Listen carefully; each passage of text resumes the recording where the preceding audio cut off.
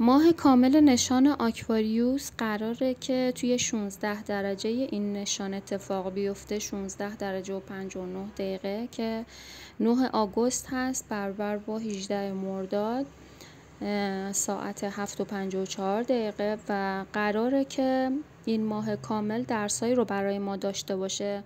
ماه کامل زمانی هستش که ماه و خورشید کاملا روبروی هم توی دو تا نشان روبروی هم با یه درجه کاملا متوازن و همتراز قرار میگیرن و اون نور کامل ماه قراره که شفاف سازی هایی رو توی قسمت های مختلفی از ابعاد زندگی ما برای ما نشون بده و راه های جدیدی رو بخواد برای ما باز کنه.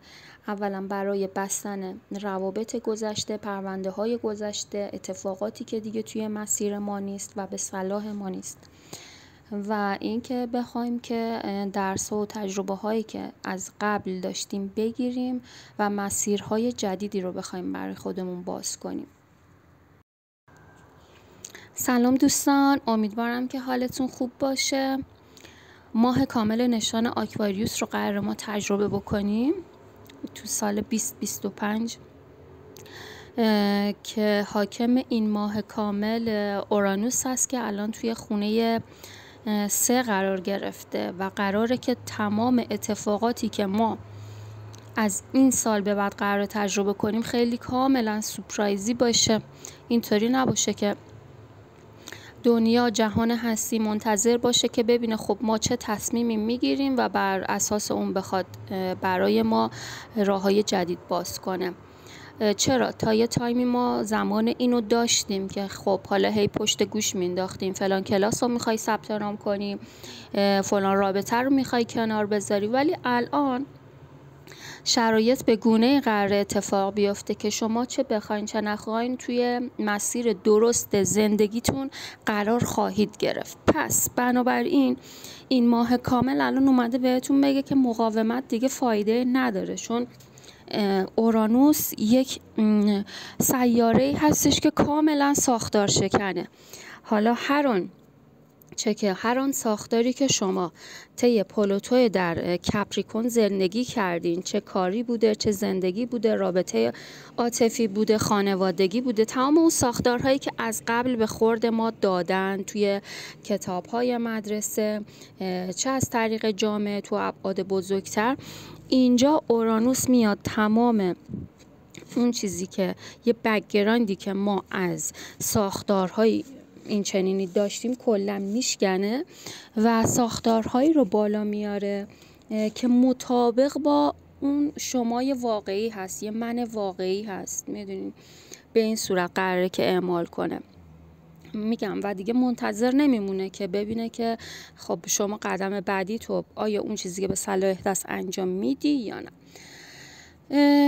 و اینکه از طرفی ما مریخ و ساترن که 2 تا سیاره خام و پخته که روبروی همدیگه قرار گرفتن، ساترن که در نشان قوچ هست و مریخ هم که داخل نشان لیبرا قراره بشه و لیبرا نشانی هستش که نشان بسیار صلح طلبیه، نشانی هستش که خیلی اهل هارمونیه، دوست داره توی روابطش طرف مقابلش ذی‌نفع باشه و الان هم ساترن مارس رو فرستاده توی خونه لیبرا که یکم دست از اون اخلاقای بدش برداره و از من گفتن، از اینکه بخواد همه چیزو با خشم و خشونت و فریاد و بدگویی بخواد به دست بیاره، یکم با سیاست‌تر، با دیپلماسی بیشتر بخواد توی روابطش عمل کنه، به خصوص توی روابط، حالا روابط کاری، روابط اجتماعی، روابط خانوادگی. از طرفی ساترن هم که توی نشان قوچ هست، ساترن سیاره‌ای هستش که سیاره نظم و دیسیپلین، سیاره‌ای هستش که خیلی متعهده، از ما میخوادش که توی تمام موارد زندگیمون اولین چیزی که از ما میخواد نظمه. شما نظم داشته باشی برای روتین زندگیت، برای کارت، برای چارچوبی که برای زندگی خودت میخوای تشکیل بدی و داشته باشی، کاری باشه، خانوادگی باشه. و چون نشان لیبرا نشانی هستش که خیلی برای انجام همه کارها طرف مقابلش هم در نظر میگیره، نشانی هستش که نشان عدالت، نشان تعادل. خب ساترن خیلی دوست داره که توی این جایگاه باشه و یکی از بهترین جایگاه ها برای ساترن توی جایگیری چارت میتونه توی یکی از خونه های چارت مثلا میتونه نشان همین لیبرا باشه.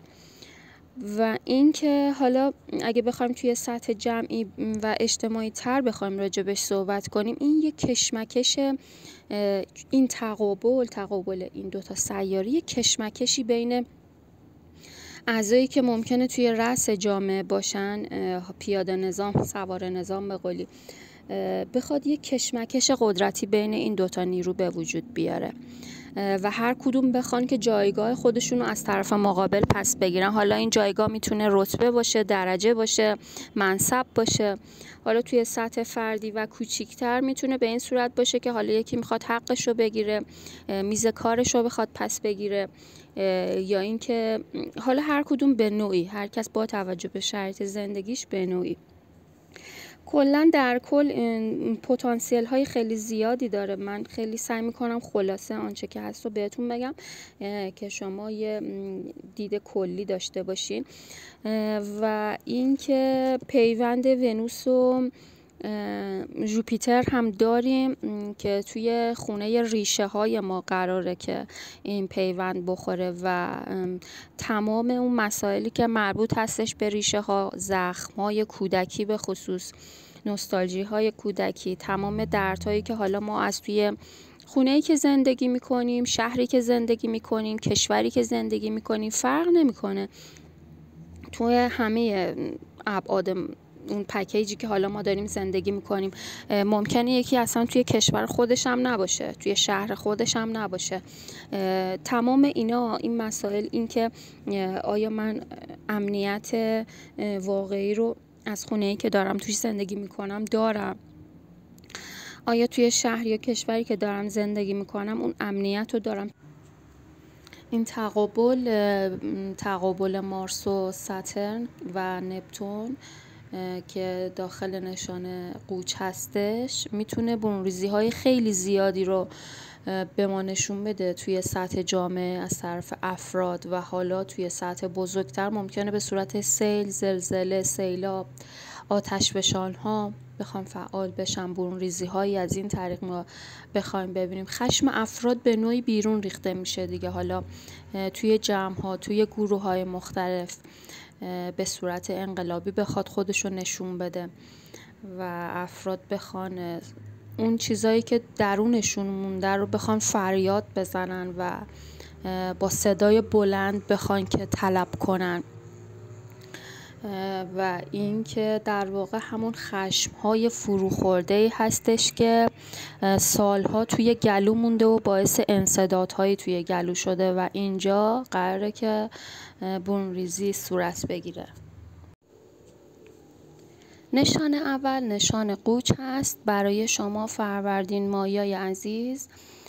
ماه کامل نشان آکواریوس توی خونه 11 شما اتفاق میفته و قراره که توی این قسمت مبحث‌های مربوط به گروه‌هایی که شما توی اون عضو هستین، دستاوردهایی که دارین، اهدافی که دارین، سازمان‌هایی که داخل اونها هستین و یا کار میکنین، عضویت دارین، که قراره توی این قسمت شما اگه عضو سازمانی هستین، گروهی هستین که دیگه در واقع همراستا با اون افکار شما نیست، همراستا با نیازهای شما نیست و شما رو ساپورت نمیکنه از لحاظ روحی، از لحاظ جسمی، از لحاظ روانی، ساختاربندی هاش به طوری هستش که با شما سنخیت دیگه نداره و احساس میکنه که دیگه هیچ خدمتی به شما نمیکنه.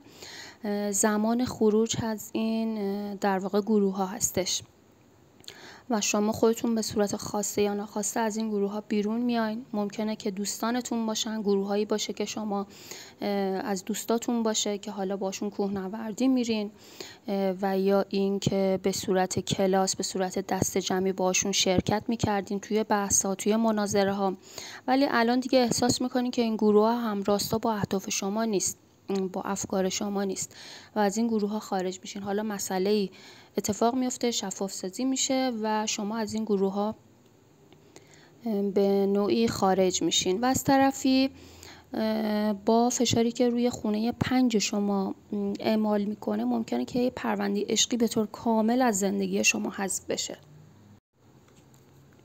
و به این صورت هستش که برای شما فروردین ماهیا اگه مسئله عشقی بوده که حل نمی شده، با زور و اجبار طرف بوده و شما اون چیزی که میخواستین از این رابطه دریافت نمی کردین و طی این ماه کامل کلا کنار میذارین، پروندهش براتون بسته میشه. اگه فرزند دارین ممکنه که مشکلاتی با فرزند براتون باشه، حالا ممکنه که مریضی هایی بر فرزند باشه، خیلی مراقب فرزندانتون باشین، کلا جوونا و نوجوان هاتون باشین. و حالا اگه توی خانواده دارین یا خودتون صاحب فرزند هستین، طی این مدت بیشتر مراقب فرزندانتون باشین. از طرفی این ماه کامل فشار روی قلب، چشم، کلیه ها خیلی زیاده، ممکنه که فشار روی ستون فقرات باشه. به نوعی یک کشمکش بین افراد هست. حالا برای شما که توی محور ساترن مارس شما توی خونه اول و خونه روبروی شما که روابط 2 نفره شما هست، این زور و اجبار به صورتی هستش که شما میخواین حرف خودتون رو بزنین، طرف مقابل با شما سرد برخورد میکنه، با مانع مواجه میشین و اونطوری که میخواین پیش نمیره. ببینین الان مارس توی خونه لیبرای شما هست. لیبرا نشانی هستش که مربوط هستش به دیپلماسی، حالا صحبتایی که با سیاست انجام میشه، صحبتایی که حالا بخواد با صلح باشه، بخواد طوری رفتار کنه که طرف مقابل هم خواسته هاش مثلا برآورده بشه، اما طی این ماه کامل این اتفاق نمیافته و شما احساس سرخوردگی ممکنه بکنید و طوری بشه که باعث خودخوری بشه و شما نتونین صحبت کنین، نتونین حرفتون رو بزنین، اگرم بخواین بزنین با پرخاش باشه، با فریاد باشه و در نتیجه اون نتیجه درست رو نتونین از این رابطه بگیرین و این باعث کات شدن بشه، باعث از بین رفتن اون رابطه باشه. حالا ممکنه که این رابطه هم عشقی باشه، هم رابطه کاری باشه، قرارداد کاری باشه که قرارداد کاریتون ممکنه که به مشکل بخوره، به شکست بخوره و اینجا منحل بشه. و از طرفی پیوند ژوپیتر و ونوس هم برای شما قوچ‌ها توی خونه 4تون داره اتفاق میفته. خیلی پیوند خوب، پربرکت و کارایی هستش. حالا توی این ماه کامل که قرار با تنش‌های روبرو بشیم همه ما، این پیوند یک کمک کوچیکی هستش که حالا از لحاظ روی برای شما قوچا که توی خونه 4تون اتفاق میفته، اگه مهاجرت کرده بودین ممکنه که به خونه برگردین، به سمت اعضای خانواده بخواین برگردین و اون نوستالژی کودکی برای شما دوباره زنده بشه، با پختن شیرینی، با گرمی بین اعضای خانواده. ممکنه که بخوایم برای خونتون لوازم لوکس و جدید بخرین، اشیاء گرون قیمت بخوایم بخرین. نشان بعدی نشان تارس هست برای شما اردیبهشت ماهیای عزیز. این ماه کامل داره خونه 10 شما اتفاق میفته، محور خونه 10 و 4 شما رو تحت تاثیر قرار میده و ممکنه که شما این قسمت که مربوط هستش به جایگاه اجتماعی، حالا شغلی که شما در اون هستین، سازمانی که در اون کار میکنین، ممکنه که شما یه شغل یا حرفه‌ای که دنبال می‌کردین کلاً بذارین کنار. حالا این کار ممکنه همراستا با روتین و روزمره شما دیگه نباشه، اون چیزی که شما می‌خواین براتون اتفاق نیفته و شما رو راضی و اقناع نمی‌کنه. پس بنابراین شما نتیجه می‌گیرین که این کار رو بذارین کنار و بخواین اصلا وارد یه کار دیگه بشین. حالا یا همراستا با روح و ذهنیت جدید شما نیست و یا اینکه سازمان‌هایی که داخل اون هستین به نوعی برای شما پروندهش بسته شده است، حالا یا به صورت استعفا یا به صورت تعدیل نیرو. این اتفاقها قراره که برای شما تارس‌ها بیفته و از طرفی ممکنه که شما مشکلاتی رو با پدر بخواین تجربه کنین. ممکنه که بخواین راجع به مسائل خانوادگیتون با پدر به مشکل بخورین، به بحث بخورین و اینکه الان در حال حاضر محور ساترن و مارس هم داخل خانه 6 و 12 شما هست که شما ممکنه که با مانع، چالش و سختی های توی این زمینه هم که مربوط هست به روتین و روزمره شما براتون اتفاق بیفته. به این صورت ممکنه عمل بکنه که مارس توی این خونه، توی خونه 6 ممکنه که برای شما مشکلات گوارشی به وجود بیاره. خیلی پس مراقب سلامتیتون باشین. منوی غذایی که انتخاب میکنین خیلی با دقت تر باشه نسبت به ماهای گذشته. حالا طی زمانی که مارس توی این نشان هست، این عواقب رو ممکنه که برای شما داشته باشه. مراقب کلیه هاتون باشین، مراقب سیستم گوارشیتون باشین و اینکه ممکنه که مشکلاتی برای پتتون به وجود بیاد، برای حیوان خونگیتون ممکنه که حالا بیماری هایی باشه، حالا یا از طریق حیوان خونگیتون یا از طریق بیماری هایی که برای خودتون هست. این پتانسیل ها توی خونه 6 شما داره اعمال میشه. بعد از طرفی هم که ساترن که داخل خانه 12 شما هست که مربوط است به ضمیر ناخودآگاه، دشمنان پنهان و همچنین خود خانه 6 هم مربوط است به دشمنانی که ما میشناسیمشون، میدونیم کیا هستن.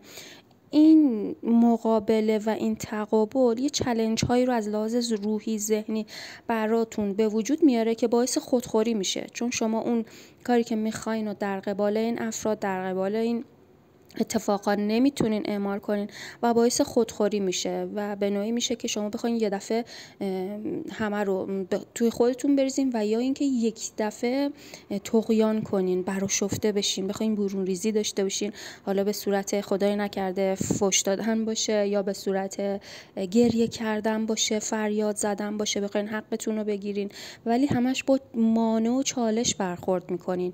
نمیتونین صحبتتون رو راحت بکنین. ممکنه که میگم با پرخاشگری و با زدن حرفای رکیک باشه.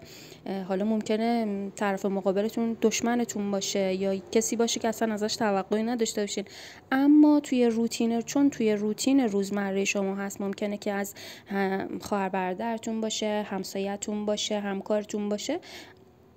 به هر حال روزی که شما شروع میکنین تا این چند ماه با همه اینا شما رفت آمد دارین دیگه، میبینشون، صحبت میکنین و این پروسه طوری هستش که شما با چالش و مانع خیلی برخورد میکنین. پس سعی کنین که الان مدیریت کنین، این آگاهی رو دارین و باهاش خیلی منطقی تر برخورد کنین. و یه پیوند دیگه هم هست، پیوند ژوپیتر و ونوس که یکی از سردترین پیوندها هست برای شما تارس ها. توی خونه در واقع 3 تون داره اتفاق میفته و ممکنه که حالا برکاتی توی این خونه برای شما داشته باشه. حالا ممکنه که بخواین ماشین بخرین، وسیله نقلیتون رو عوض کنین، یه مدل بهتر بگیرین، گوشی و لپتاپتون رو بخواین ارتقا بدین، طلا بخرین یا اینکه مثلا ارز بخرین.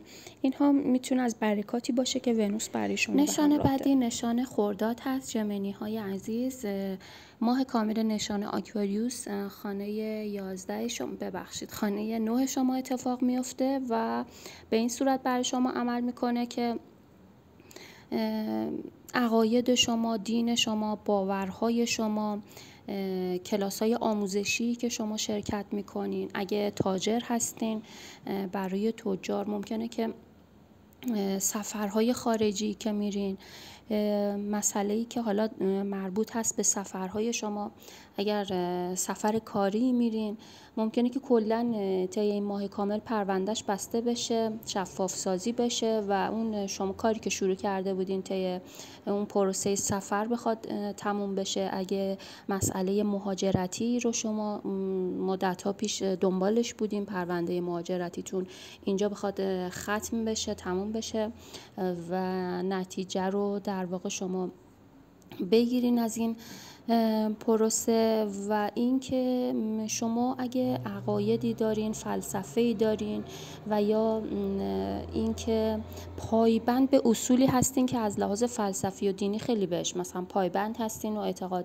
دارین، ممکنه که حالا از سمت گروه ها و افرادی که شما داخل اون عضو هستین یکم باش به چالش بخورین. حالا افرادی که از لحاظ دین، فلسفه با اونها توی رابطه هستین ممکنه که با چالش برخورد بکنین و باعث بشه که سردی ها و مانع هایی از سمت این افراد توی این گروه ها و سازمان هایی که عضو هستین در واقع ببینین و شما هم مصر باشین روی عقایدتون و اصلا اینکه بخواین عقایدتون رو زیر پا بذارین نداشته باشین.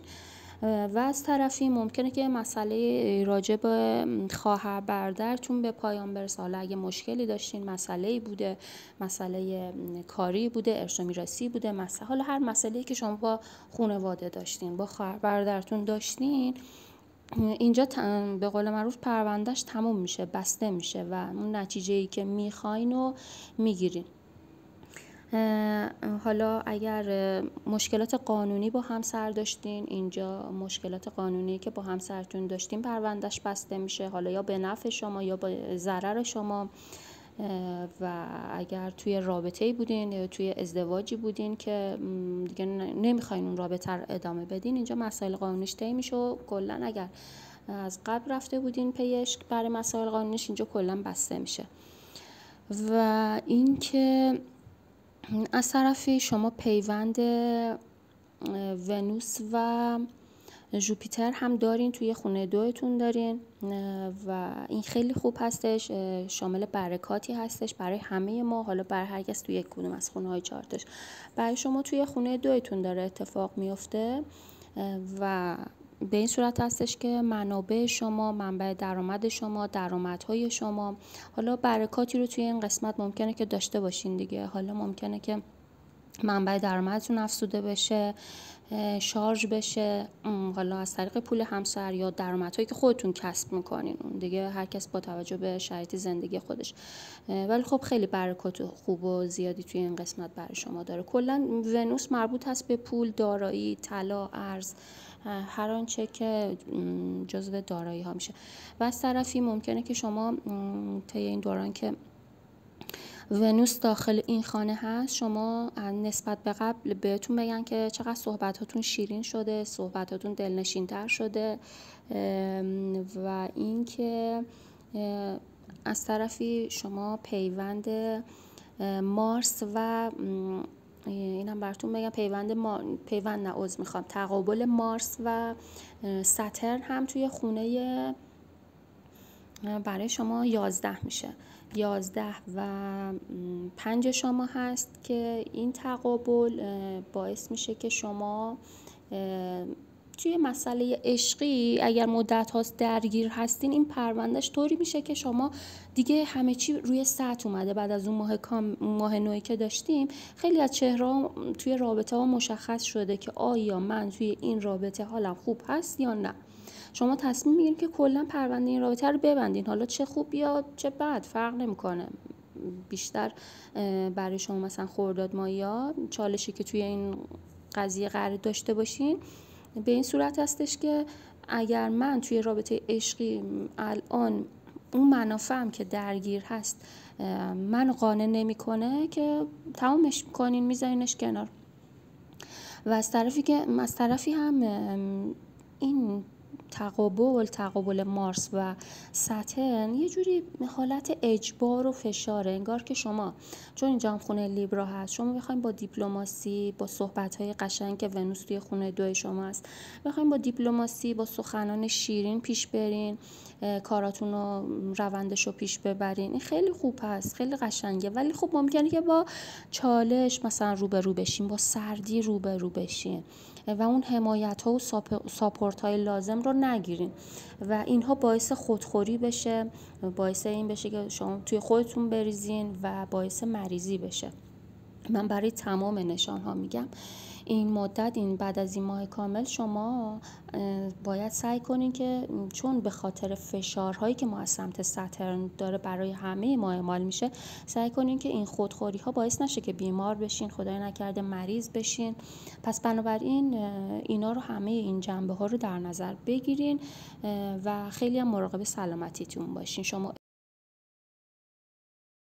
برای شما تیرمایه‌های عزیز ممکنه که با مشکلاتی در زمینه جراحی بخواید مواجه بشین، بخواید خودتون اصلا جراحی کنی که الان اصلا طی این ماه کامل زمان مناسبی برای جراحی نیستش، چه جراحی زیبایی چه جراحی برای سلامتی. ولی خب اگرم پیش اومد دیگه چاره‌ای نیست. ولی در کل زمان جراحی نیست، زمان خوبی برای جراحی کردن مخصوصا برای شما تیرماهی‌ها اصلا نیستش.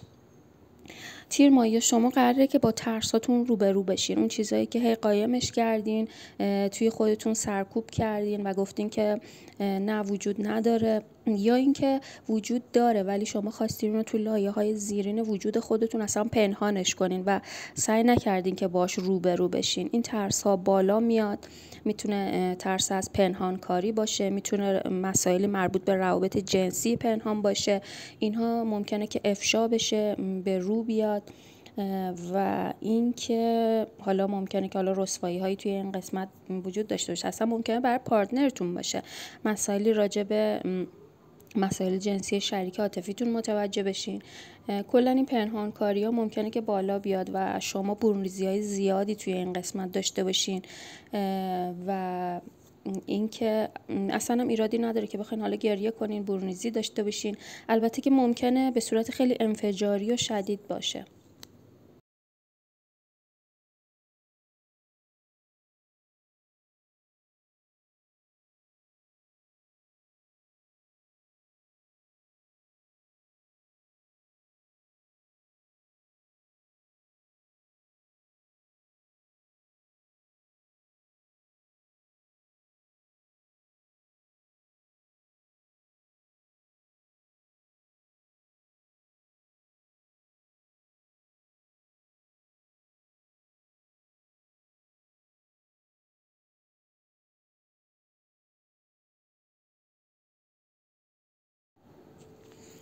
از طرفی مارس و ساترن که داخل نشان قوچ لیبرا، محور قوچ لیبرا الان هستن، توی نشانه مخالف خودشون قرار گرفتن و یه جوری دارن قدرت نمایی میکنن و به قولی چنگالای خودشون رو به هم دیگه نشون میدن. این جنگ قدرتی بین این دوتا خونه وجود داره و شما با توجه به اینکه مارستون توی لیبرا هست و لیبرا میخواد خیلی مهربون باشه، خیلی صلح طلبه، خیلی میخواد که توجه اطرافیان رو جلب کنه و به نوعی دوست طلبه و سعی میکنه تو روابطش طوری رفتار کنه لیبرا که طرف مقابلش هم ذی‌نفع باشه. اما اینجا با توجه به اینکه در تقابل با ساترن هست، نمیذاره اون اتفاقی که باید بیفته.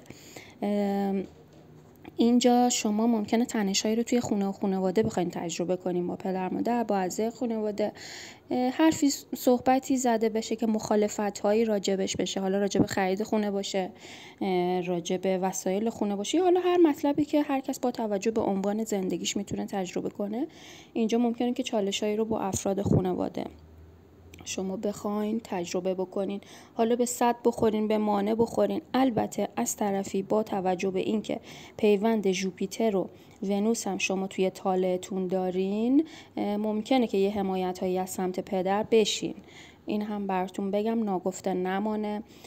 و پیوند پربرکت ژوپیتر و ونوس برای شما خیلی برکات زیادی ممکنه بیاره.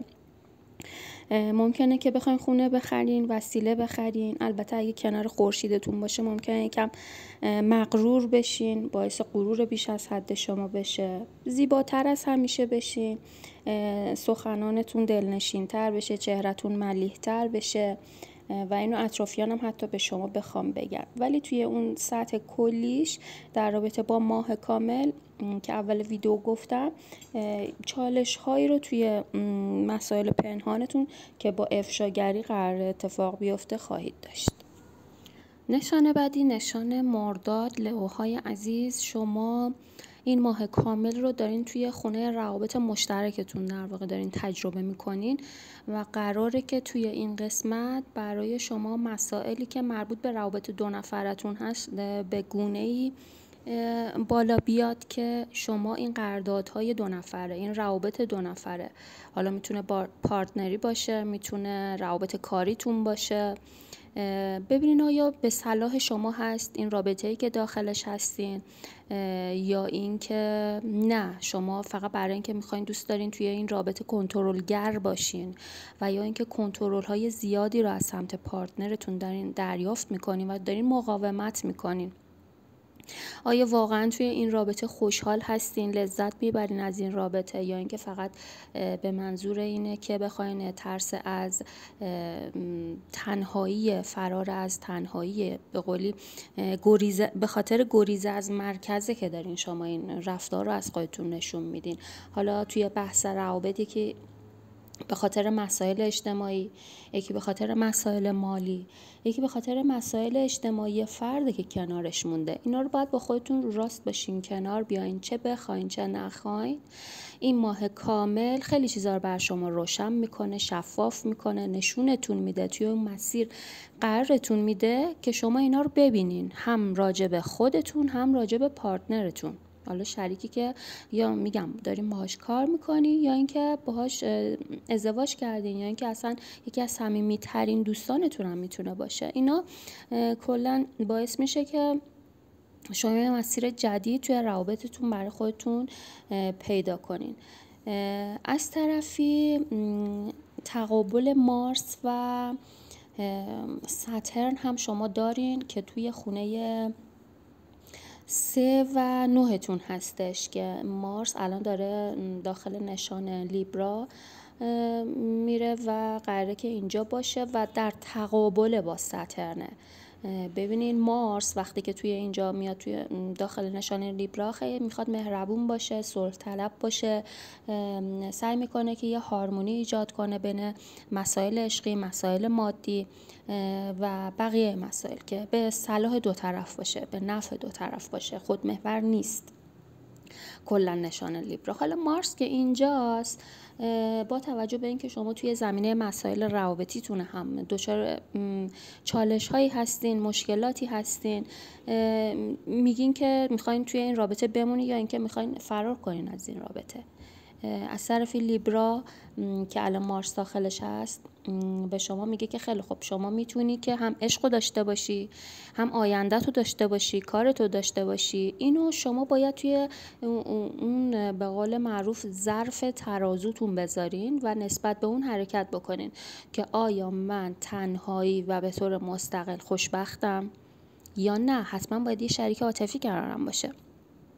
چون از طرفی که ساترن هم با توجه به اینکه از شما میخوادش که به دستاوردهاتون، به عقاید خودتون پایبند باشین، به این سمت برید که بخواید رشد و شکوفایی بیشتری توی مسیر کاریتون داشته باشین، مسیر آیندهتون داشته باشین، اینها برای شما پتانسیلش هست. و دیگه این که پتانسیل دیگه پیوند ژوپیتر و ونوس هم براتون بگم. پیوند ژوپیتر و ونوس داره توی خونه پنهان شما، مسائل ناخودآگاه شما که خونه 12 شما هست داره اتفاق میفته. این پیوند میتونه برای شما یه عشقی رو بیاره که از نظرها در واقع پنهانه. حالا عشقی باشه که توی خفا باشه، شما از این عشق دارین حالا تجربه کسب میکنین، لذت میبرین، پنهان، آشکار نیست، و یا حتی اصلا ممکنه که زخم‌هایی رو از یه عشق قدیمی بخواین توی ناخودآگاهتون تجربه کنین، یادآوری بشه براتون و به این صورت ممکنه که تجربه بکنین. یه مسئله دیگه که برای شما مرداد ماهی هستش، اگر توی زمینه مسائل مهاجرتی اقداماتی رو میخواین انجام بدین، الان به صد و مانع میخورین. اون چیزی که میخواین اتفاق نمیافته، ویزا، مهاجرت، و یا اینکه بخواین سفرهای راه دور برین. اگه تاجر هستین، افرادی که اگر تاجر دور براتون دارین که تو کار تجارت هستن، ممکنه که با صد و مانع و چالش برخورد کنن و اونطور که میخوان پرسه کاریشون در واقع پیش نره. شهریور ماهیای عزیز، خوشه ها، شما محور این ماه کامل رو توی خونه 6 و 12 تون قرار تجربه بکنیم، به این صورت که شما مبحث سلامتی خیلی براتون مهم است. خوشه ها خیلی باید حواستون به سلامتیتون باشه. خیلی بولد میشه این ماه کامل. مبحث سلامتی برای شما یکی از مسائلی هستش که به نظر من خیلی بیشتر از مسائل دیگه باید روش کار کنین، خیلی بیشتر توجه کنین و روتین روزمره‌تون رو با دقت بیشتری توی خوراک و منوی غذایی که انتخاب میکنین خیلی با دقت بیشتری بخواین انتخاب کنین. ممکنه که مسائلی مربوط به مبحث سلامتی براتون رو بشه یا کلا پروندهش بسته بشه و اگه مشکل سلامتی داشتین و مدت‌ها درگیرش بودین اینجا بخواین که ببندینش و پاکسازیش کنین. از طرفی خونه شیشه شما مربوط هستش به همکاران شما، مربوط است به دشمنان، مربوط است به حیوان خونگی و اینکه حالا اگه شما دشمن پنهانی داشتین، اگه دشمن آشکاری داشتین، ممکنه که مشکلاتی حالا توی این زمینه براتون به وجود بیاد. و تقابل مارس و ساترن هم که توی محور لیبرا و خانه روبروش که قوچ هست که خانه 8 شما رو تحت تاثیر قرار میده، 8 و 2 شما رو تحت تاثیر قرار میده. اینجا شما روی مسائل مادیتون، روی بحث درآمدیتون ممکنه که توی ابعاد مختلف حالا به چالش بخوایم بخورین، ممکنه که خیلی بی‌رویه بخوایم پول خرج کنین، بحث درآمدیتون یکم بولد بشه، فشاری رو توی قسمت درآمدی داشته باشین، یه طوری باشه که مثلا یا خیلی خرجتون بالا بره، اینکه بخواین از خرجای دیگه بزنین برای یه کار، برای سلامتی، برای جراحی، و یا اینکه اصلا بی‌رویه شروع کنین به خرج کردن، پول خرج کردن، و یا اینکه اصلا منبع درآمدتون رو بخواین تلاش کنین که یه منبع درآمد دیگه هم داشته باشین و اینا باعث یکم خودخوری میشه، باعث استرس میشه. ولی خب با توجه به اینکه نشان لیبرا هست، اینجا باید شما سعی کنین با هارمونی، با دیسیپلین بیشتری بخواین برخورد کنین و از طرفی اینکه منابعی که از سمت شریکاتون میتونه باشه، حالا یا منابع ارثیتون، منابعی که از سمت همسر هستش، ممکنه که حالا با چالش بخوره، به صد و مانع بخوره اگه انتظار دریافتی از این سهم داشتین، حالا اگه منتظر ارثیه بودین، اگه منتظر این بودین که بخواین که از منابع مالی مشترک همسر استفاده کنین مثل مهریه، نفقه، ممکنه که اینجا با صد و مانع برخورد کنین و درسایی رو قرار ساترن توی این قسمت بهتون بده و اینکه باید یکم میگم با دیسیپلین تر برخورد کنین، یکم مدارا کنین و با سیاست دیپلماسی بیشتری بخواین این روابط رو پیش ببرین. و از طرف یه پیوند دیگه هم داریم، پیوند ژوپیتر و ونوس هستش که خونه 11 شما قرار اتفاق بیفته. ببینید این پیوند خیلی پیوند خوب و مبارکی هستش، با توجه به اینکه ماه آکواریوس، ماه کامل آکواریوس خیلی ماه سنگینیه و باعث طغیان و برافروختگی و برون ریزی میشه. حالا از طرف این یه گیفت کوچیکی که توی خونه 11 شما قرار اتفاق بیفته، این پیوند پربرکت و خجسته برای شما ممکنه اینو به همراه داشته باشه که حالا توی گروه‌هایی که رفت آمد می‌کنین، کلاسایی که میرین، گروه‌های کوهنوردی اگه شرکت می‌کنین، حالا هر گروهی که شما توش جوینت هستین فرق نمی‌کنه، میتونه آموزشی باشه، میتونه تفریحی باشه، میتونه حالا هر گروهی فرق نمی‌کنه، هر سازمانی که شما باشه دستاوردی دارین، یه راهی رو دارین میرین، حتی جمع دوستاتون ممکنه یه رابطه دوستی کاملا به یه رابطه عاشقانه تبدیل بشه با یه نگاه، حالا به هر صورت برای هر کس ممکنه به یه نحوی باشه. برای شما این دستاورده رو قراره داشته باشه. ونوس قراره که براتون توی این قسمت شاید مثلا حتی توی همکارانتون، توی دوستاتون یه خانومی باشه که به شما توی به دست آوردن اون دستاورداتون حتی کمک میکنه توی گروه ها و تیمایی که توش عضو هستین. نشان بعدی نشان لیبرا هست، مهرماهیای عزیز و صلح طلب زودیاک. مهرماهی‌ها شما قراره که این ماه کامل رو توی محور خونه 5 و 11 تون در واقع بخواین که تجربه بکنین و به این صورت قراره برای شما اعمال بشه که اگر شما مهرماهی‌ها رو که دیگه فکر کنم اکثرا میشناسن، افرادی هستین که خیلی فکر دیگرونین، شاید همیشه این دیگران هستن که توی اولویت توی انتخاباتون هستن و شما همیشه خودتون رو نادیده میگیرین. این که همیشه دوست دارین اطرافیانتون ذی‌نفع باشن، یه جاهای خودتون رو، کودک درونتون رو نادیده میگیرین، علاقمندی های خودتون رو نادیده میگیرین و این باعث بشه که این ماه کامل باعث بشه که شما به خودتون بیاین، یه نقبی به خودتون بزنین، به خواسته های خودتون بزنین، به کودک درونتون، ببینین که آیا توی این رابطه‌ای که هستین، حالا روابط توی خونه پنجتون بیشتر روابط عشقیتون میشه، آیا این رابطه عشقی که دارین حال شما رو خوب میکنه؟ آخرین باری که توی این رابطه لبخند زدین کی بوده؟ کی آخرین تایمی که خود واقعیتون رو زندگی کردین توی این رابطه عاشقانه کی بوده؟ اینا رو برای شما خیلی بولد میکنه. حتی ممکنه به این نتیجه برسین که اوکی، من قراره که برم به سمت این دستاورد، من قراره که برم به سمت این کار یا این گروه که نیازهای اجتماعی منم برآورده کنه. میدونین یه همچین حالتی رو برای شما در پی خواهد داشت. حالا اتفاقی بیفته، شما وارد گروهی بشین، سازمانی بشین که احساس کنین که خب نیازهای اجتماعی و جمعی منم داره برآورده میشه. فقط قرار نیستش که من حتما عشق بورزم، عشق بدم و یه طرفه باشه و نیازهای اجتماعی من که حتی ممکنه که خیلی براتون جذابم باشه و اینکه بخواین جوین بشین توی گروه‌های مختلفی که با شما همراستا هستن، همکیش هستن، احساس خوبی به شما میدن، احساس حمایت ازشون میگیرین، این اتفاق براتون میفته. از طرفی پیوند ژوپیتر و ونوس هم توی خونه 10 شما برای شما لیبرا خیلی موقعیت خیلی خوبی میتونه باشه. شما میتونین حمایت‌های زیادی رو از سمت ممکنه همکارتون، از سمت رئیستون، کارفرماتون میتونین دریافت کنین. خیلی پوانای مثبتی از لحاظ کاری، موقعیت اجتماعی میتونه براتون همراه داشته باشه. حتی میتونه چه آقا هستین چه خانم هستین فرق نمیکنه، ممکنه که حتی با یه پارتنر توی محیط کار مثلا آشنا بشین، ممکنه رئیستون باشه، ممکنه که یکی از همکارانتون باشه و موقعیت‌های عشقی توی این قسمت براتون به وجود بیاد.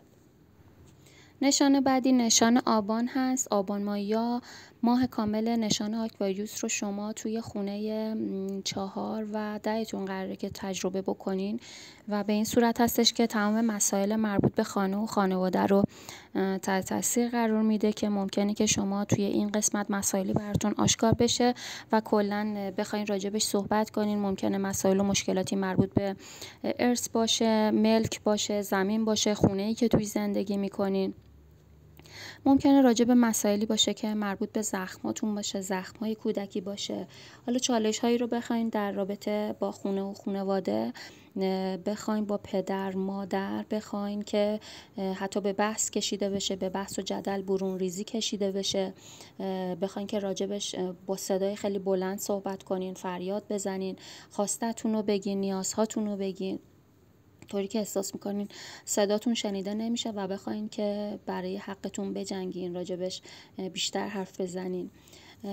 و از طرفی شما راجب مسائل مربوط به سلامتی، الان ما محور لیبرا و قوس رو داریم که فعال شده توسط مارس و ساترن که روبروی همدیگه قرار گرفتن و هر کدوم میخوان که جایگاهشون رو پس بگیرن، چون ساترن توی خونه لیبرا حالش خوبه و در واقع الان توی نشانه که هست، نشانه مارس که نشانه فروردین، میدونیم که حاکمش مارس است و الان اینا در تقابل همدیگه هستن و میخوان که جایگاهشون رو در واقع پس بگیرن، همون حالتی که الان یه آبان ماهی داره و راجع به مسائل خونه و خانواده‌اش میخواد بجنگه.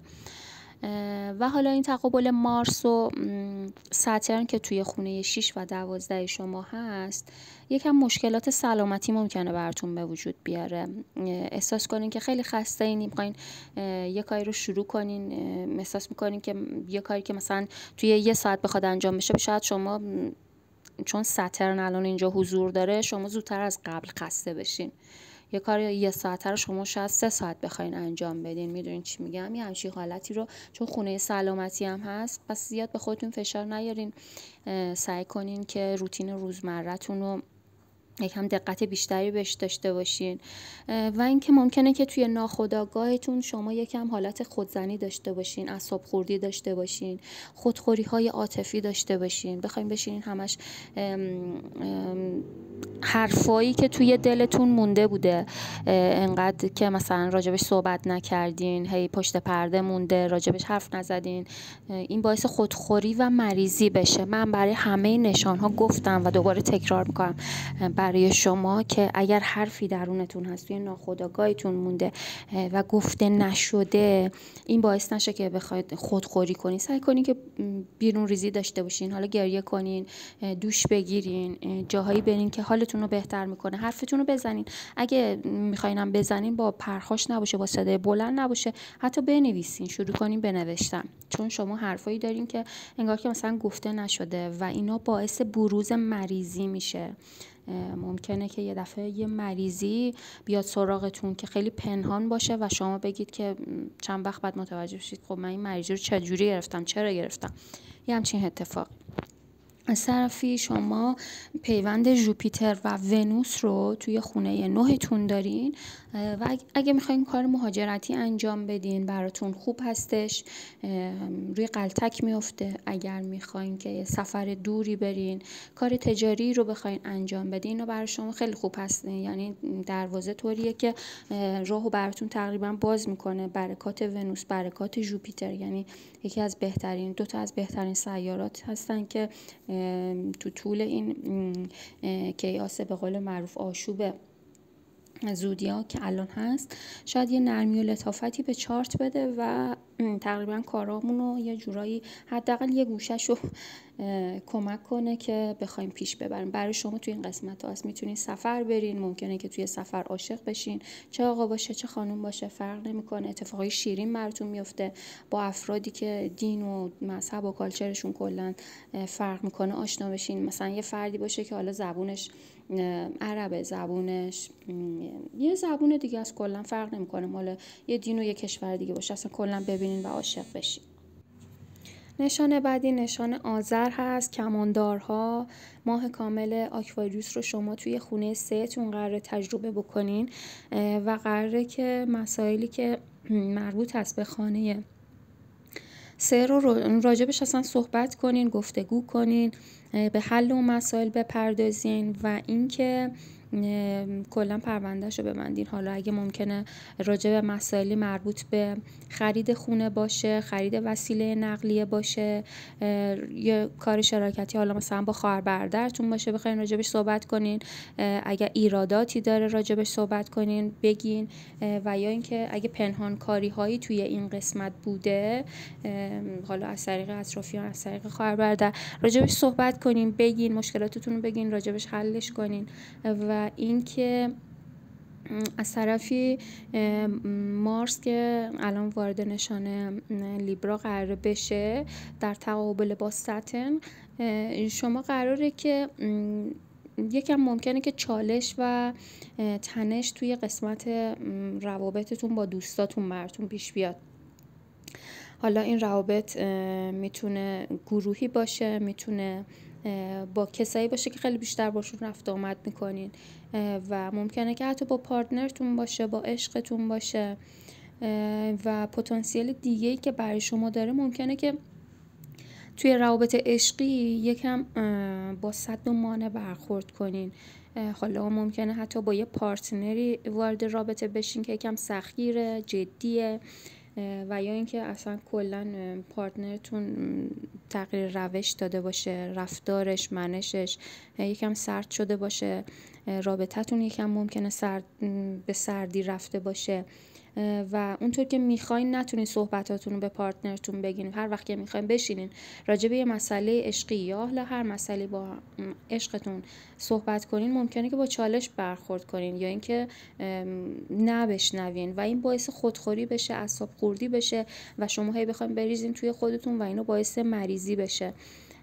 و توصیه‌ای که میشه با نرمی و لطافت، حالا که مارس توی نشان لیبرا هست. لیبرا اینجا به شما به صحبتاتون نرمی میده، سیاست میده، شما که این ابعاد خوبش هست که شما میتونین از این طریق وارد شین، با سیاست و دیپلماسی بیشتری بخواین رابطتون رو پیش ببرین، با عشقتون با سیاست بیشتری بخواین برخورد کنین. خیلی بهتر از اینه که بخواین با پرخاش، با یا خدای نکرده با بدگویی بخواین که این کار رو انجام بدین. و از طرفی پیوند ژوپیتر و ونوس رو شما توی خونه 8تون قراره که تجربه کنین، که ما میدونیم که ونوس و ژوپیتر یکی از بهترین سیاراتی هستن که در واقع برای ما همیشه وقتی پتانسیلشون، وقتی که قراره که پتانسیل ها شما توی چارتمون ببینیم توی ترانزیت ها، اینطوریه که حالا برای شما توی خونه 8 قراره که حالا یه گیفتایی از سمت همسر ممکنه داشته باشین، حالا ممکنه پول همسر باشه، یا اینکه بخواین طلا بخرین، ارز بخرین، و یا حتی ممکنه که ارثیه‌ای دریافت کنین، حتی از همسر، از پدر. این پتانسیل ها برای شما هستش. نشانه بعدی برای کپریکورن ها، دیمایی‌ها، ماه کامل نشان آکواریوس توی خونه 2 شما قراره اتفاق بیفته و قراره که روی ارزش های شما، روی منبع درآمد شما تاثیرات خودش رو بذاره و به این صورت قراره عمل بکنه که شما ارزش هاتون، اون ارزش های مادی که همیشه کپریکورن ها رو ما به این صورت میشناسیم، افرادی هستن که خیلی سخت کوشن، افرادی هستن که همیشه در پی این هستن که توی بهترین جایگاه اجتماعی باشن. یعنی ما همیشه کپریکورن ها رو معمولا توی لول های پایین ندیدیم، یا خیلی فکر می‌کنم به ندرت باشه، و توی مسائل شغلی و بیزینسی همیشه حرف اول رو میزنن و این شده یکی از ارزش هاشون، و اینکه من آدم ارزشمندی هستم که چون جایگاه اجتماعی قوی دارم. این حرفی هستش که همیشه افرادی که متولد دی هستن، کپریکورن ها، شعارشونه و خونهشون هم که توی تاپ ترین قسمت چارت خونه 10 هستش. ما کپریکورن ها رو به این صورت میشناسیم. حالا این ماه کامل میاد چیکار میکنه؟ به شما میگه که کپریکورن عزیز، دی ماهی عزیز، اوکی، شما رو ما کل زودیاک میدونیم که شما فردی بسیار سخت کوش هستی، مهربان هستی، همیشه در پی به دست آوردن دستاوردهای خیلی خوب و قوی، جایگاه اجتماعی خیلی قوی بودی و هستی.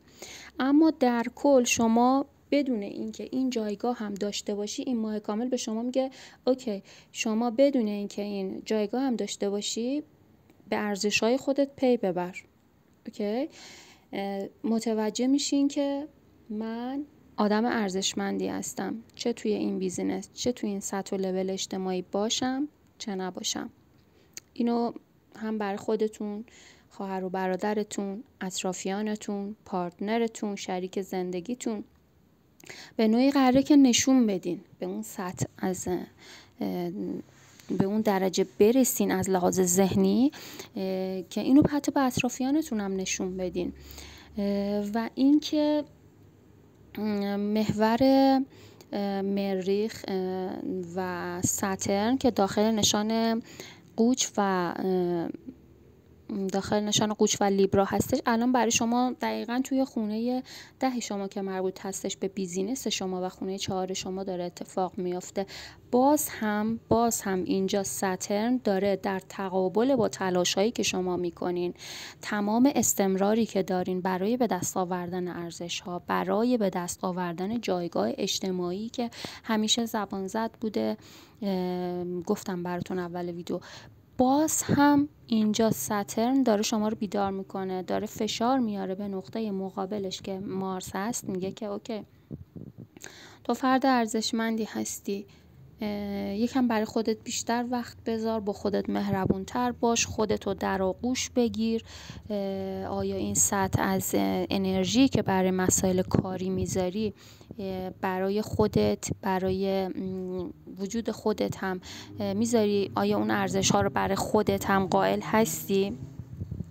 به این صورت قرار عمل بکنه برای شما. و اینکه حالا اگر بخوام به صورت یکم جزئی تر توی روابط کاری، مسائل کاری براتون بگم، این پتانسیل هم داره که مثلا ممکنه که شما از یه کار استعفا بدین اگر رتبه و مقام اجتماعی دارین. حالا یه مارک اجتماعی، حالا ممکنه درجه نظامی داشته باشین، و یا این که میگم مارک و رتبه اجتماعی خیلی بالایی حتی داشته باشین، خودتون بخواین اصلا استعفا بدین، یا این که یه جوری مثلا تعدیل بشین، برکنار بشین، از سمتتون بخواین برکنار بشین، از سمت و جایگاهی که دارین یه وقت برکنار بشین. با تمام این تفاصیل اینو بدونین که کپریکورن ها شما یکی از بهترین های زودیاک هستین و اینکه شما فردی هستین که بسیار با دیسیپلینین، با نظمین، همیشه تو کارتون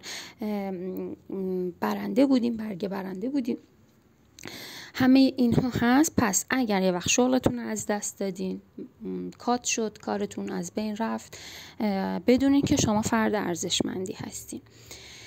و اینکه پیوند ونوس و ژوپیتر هم براتون بگم که شما توی خونه روبروتون که خونه نشان تیر هست که روبروی نشان کپریکورن های عزیز هستش، دو تا از بهترین سیارات زودیاک که مارس و ونوس که از پربرکت ترین سیارات هستن الان روبروی خانه شما نشستن و قراره که برکاتی توی این قسمت بهتون بدن. یه پارتنر شیرین ممکنه بهتون بدن، یا اینکه شما یه قراردادهای کاری بخواین ببندین که براتون خیلی جذاب باشه، خیلی شیرین باشه. و یا اینکه حتی ممکنه شما با یه خانم یا آقایی، فرق نمیکنه شما گوش میدین آقا باشین یا خانم، با یه خانم یا آقایی برین توی رابطه که حتی دین و دیانت دیگه‌ای داشته باشه، از یه زبان و یه فرهنگ دیگه‌ای باشه، توی یه کشور دیگه‌ای باشه، رابطتون حتی از راه دور باشه. این پتانسیل. نشانه بعدی نشان آکواریوس هست. بهمن ماهی ها این ماه کامل داره توی خونه شما اتفاق میفته و اینکه قراره که روابط دو نفره شما رو تحت تاثیر قرار بده. حالا این روابط دو نفره میتونه روابط کاری باشه، روابط عاطفی باشه، به خصوص برای شما بهمن ماهی ها بعد روابط عاطفیتون که خیلی بولد هست، با توجه به اینکه پلوتو هم وارد نشان شما شده و الان شما میزبان سیاره پلوتو هستین، شما رو فرد کاملا کنترلگری کرده و یا حتی ممکنه پارتنرهایی وارد زندگیتون شدن که افراد کنترلگری باشن. و اینکه شما قراره که توی این قسمت، این ماه کامل، قراره که پرونده یه سری روابطتون رو ببندید، به خصوص روابط عاطفیتون رو. اگه توی رابطه سمی از گذشته قرار گرفتین، توی رابطه کنترلگر قرار گرفتین، اگه خودتون فرد کنترلگری هستین، اگه این رابطه هم راستا با افکار شما، ایدئولوژی های شما، عقاید شما نیست، الان زمانش هستش که بخواین پاکسازی کنین و این روابط رو کنار بذارین و پذیرای روابط جدید باشین، اتفاقات جدید باشین. از طرفی ممکنه که یکم سردی و چالش بین شما و اعضای خانواده، به خصوص خواهر و برادر باشه، مسائلی پیش بیاد، چیزایی براتون روشن بشه، مسائلی براتون روشن بشه از خواهر و برادر که اصلا شما رو شوکه کنه، با صد و چالش و مانع فکری حتی روبرو کنه و براتون همیشه سوال باشه که خب چرا خواهر من یا برادر من همچین کاری کرده، چرا این اتفاق برای من افتاده. این همه درسای کارمایی هستی که شما قراره که تجربهش بکنید. ترجیح شما به سفر باشه، سعی کنین که بیشتر سفر برین، بیشتر به خودتون بپردازین و اینکه از این حالت اینکه بخواین متمرکز بشین یک جا بمونین، سعی کنین که پرهیز کنین. و از طرفی اینم براتون بگم تا یادم نرفته، پیوند ژوپیتر و ونوس هم داریم که خیلی پیوند پربرکتی هستش و اینکه ممکنه که شما اضافه وزن پیدا کنید بهمن ماهی، یا مواظب شیرینی خوردن باشید. زیاد شیرینی و شکلات ممکنه که خیلی هوس کنین که همه شیرینی و شکلات بخورین و این باعث اضافه وزنتون بشه توی روزمره‌تون. به جای اینکه بخواین غذا بخورین همه شیرینی و شکلات بخواین بخورین. و اینکه سعی کنین که پس مراقب غذا خوردنتون باشین. غذا خوردن فراموش نکنین. اوکی، کنارش کیک و شیرینی هم بخورین. و اینکه ممکنه که دشمنانتون رو خیلی بیشتر کنه. خدای نکرده جوپیتر اونجا یکم بحث دشمنان هم هست، اونجا ممکنه که حالا زیاد بشه. حالا زیاد وارد اون قضیه نمیشیم. و از طرفی سعی کنید که با مسائلی که مربوط، بیشتر مسائلی که برای شما بولد خواهد بود، مسائل خواهر برادر، اعضای خانواده، عزیزان شما خواهد بود که خیلی برای شما سمی و خطرناک بوده توی گذشته و الان باعث مشکلات روحی و روانی برای شما شده باشه. پس سعی کنید که اینو تخلیه کنید، حالا با سفر رفتن، با دوش گرفتن، با مدیتیشن کردن، حالا هر طوری که هر کسی بنا به شرایط زندگی خودش میتونه اونطوری که خودش رو همیشه آروم میکرده. و اینکه باعث نشه که بخواین مثلا پرخاشگری داشته باشین با اعضای خانواده‌تون، بخواین حرفای رکیک بزنین. این پتانسیل ها هست، چون یه برون ریزی خیلی شدید برای هر کدوم از ماها که هممون بالاخره یه عضوی از این زودیاک هستیم دیگه، فرق نمیکنه، یه برون ریزی هایی رو ممکنه داشته باشیم. حالا برای شما ممکنه توی رابطه با اعضای خانواده، به خصوص میگم خواهر برادرتون، اتفاق بیفته و شما اونطور که میخواین این چرخ دنده ها سر جای خودش قرار نگیره و هی شما بخواین که جایگاهتون رو پس بگیرید، اونا بخوان جایگاهشون رو پس بگیرن و یه همچین چالش هایی که ممکنه برای شما آکواریوس های عزیز به همراه داشته باشه. موفق باشید. نشان بعدی نشان اسفند ماه هست. ماه کامل آکواریوس رو شما اسفند ماهی‌ها قراره که توی خونه شیشتون تجربه کنیم و قراره که کلا این قسمت رو حسابی گردگیری کنین. امیدوارم که اگه مریضی بوده، بیماری بوده که حالا اگه از نظر شما پنهان بوده و شما بهش اشراف نداشتین، به حالت درمان برسه از طریق ضمیر ناخودآگاهتون، از طریق اون کارهایی که روی خودتون، روی ناخودآگاهتون انجام دادین. و این که کلا پروندهش رو ببندین. حالا اگر راه درمانی هم رفتین، پروندهش بسته بشه، کلا تموم بشه و این که به سلامتی برسین.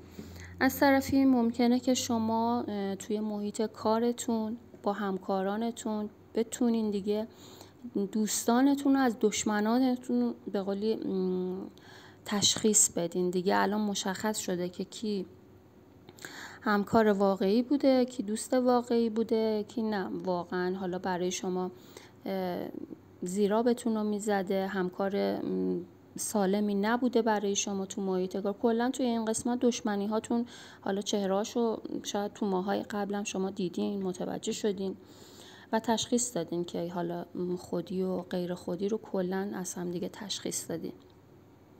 و اینکه سلامت کلا این محور، چون محور سلامتی هست، خیلی مسائل راجع به مسائل سلامتی برای شما پاکسازی میشه، از بین میره. از طرفی ما چون حاکم این ماه کامل هم اورانوس هست و اورانوس توی خونه 3، توی چارت توی خونه 3 هست و اورانوس الان برای شما توی خونه 4تون هست، برای شما ماهی ها، و ممکنه که کلا یه پاکسازی توی قسمت خونه و خانواده داشته باشین. حالا ممکنه که با طلاق و جدایی باشه، بخواین تصمیم بگیرین یه رابطه رو کلا کاتش کنین، یا مدت هاست که راههای قانونیش رو میرید و قراره که به این نتیجه رسیدین که خب دیگه این رابطه تو مسیر شما نیست، به شما هیچ خدمتی نمیکنه و بخواین که طی این 7 سالی که اورانوس اینجا هست، بخواین که این پروسه طلاق رو برای اونایی که میخوان در واقع انجام بشه. و همین پروسه طلاقی که خیلی از این ماهی ها پیش بودن، شاید باعث شده بوده که حالا خودخوری هایی توی این زمینه داشته باشن و همین ها باعث مریضی براشون شده. چون با توجه به اینکه مارس هم الان در تقابل با ساترن هست، شما خواه ناخواه مشکلاتی رو توی زمینه مسائل مالی مشترک با همسر خواهید داشت. اکثرا ماهی ها اینو احساس میکنن و زندگیش کردن توی این سالها، مخصوصا از زمانی که ساترن داخل نشان ماهی بوده. من فکر میکنم اکثر ماهی ها این مشکل رو باش دست و پنجه نرم کردن.